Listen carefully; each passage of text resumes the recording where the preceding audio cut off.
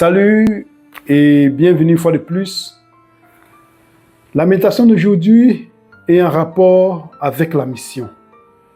Dans Matthieu chapitre 28, Jésus-Christ invite les disciples, les envoie, fait de toutes les nations des disciples, les baptisant au nom du Père, du Fils et du Saint-Esprit, après les avoir annoncé la bonne nouvelle. Et nous tous, nous sommes appelés à être des disciples et de faire des disciples. Le problème qui se pose, c'est que comme un agriculteur peut trouver beaucoup de difficultés dans l'agriculture pour pouvoir faire grandir la plante, de même, le semeur ou bien celui qui est envoyé dans la mission, le disciple pour faire autre disciple, peut trouver aussi des difficultés. Et dans Marc chapitre 4, il y a une parabole qui a attiré notre attention. Dans Marc chapitre 4, nous avons la parabole du semeur. Et que dit cette parabole? Nous pouvons voir dans Marc chapitre 4, au verset 3, il est écrit, écoutez, c'est Jésus-Christ qui parle, un semeur sorti pour semer.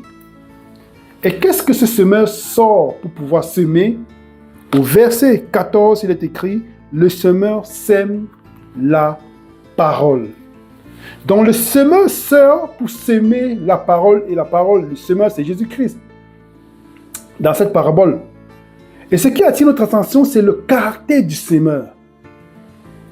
Malgré les difficultés que nous pouvons rencontrer pour pouvoir semer la parole, le semeur a un caractère qui attire notre attention. Quel est ce caractère?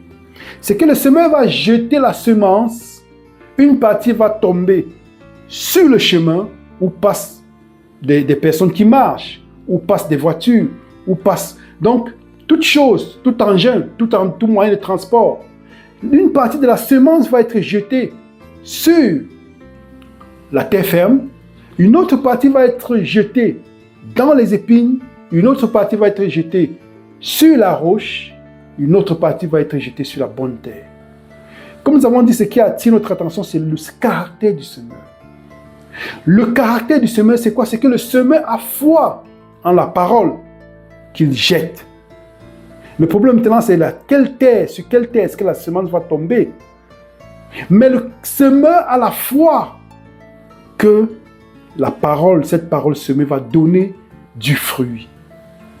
Quelles que soient les difficultés que nous pouvons rencontrer, quelles que soient les difficultés dans la semence, dans l'art de pouvoir faire l'agriculture, dans le monde, dans ce qui concerne l'aspect spirituel, de faire des disciples, Dieu nous demande d'avoir cette foi du semeur. Et il va nous dire, donner une recommandation dans Ecclésiaste chapitre 11, verset 6. Nous allons lire ensemble. Dès le matin, sème ta semence et le soir, ne laisse pas reposer ta main, car tu ne sais point ce qui réussira. Ceci ou cela, ou si l'un et l'autre sont également bons. Quelles que soient les personnes, le type de terrain que nous rencontrons, que ce soit la roche, que ce soit les épines, que ce soit la terre ferme, que ce soit la bonne terre, l'Éternel nous demande de pouvoir semer, parce que nous sommes tous appelés à être des disciples pour former d'autres disciples pour le règne des cieux. Certainement, nous avons rencontré même dans nos familles, même parmi des amis ou des collègues, des personnes qui ont des cœurs durs. Mais Dieu dit, sème, parce que tu ne sais pas ce qui va pouvoir donner du fruit. Et une autre recommandation pour pouvoir conclure se trouve dans 2 Timothée, chapitre 4, verset 2, je vais lire pour nous. Prêche la parole, insiste en toute occasion, favorable ou non. Reprend, censure, exhorte avec toute douceur et en instruisant. Quand nous allons semer, rappelons-nous que la semence en elle-même, la parole, comme il est écrit dans Marc chapitre 4, verset 14, la parole en elle-même a la vie.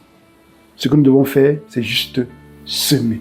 Parce que celui qui fait germer, celui qui fait grandir la semence, c'est Dieu.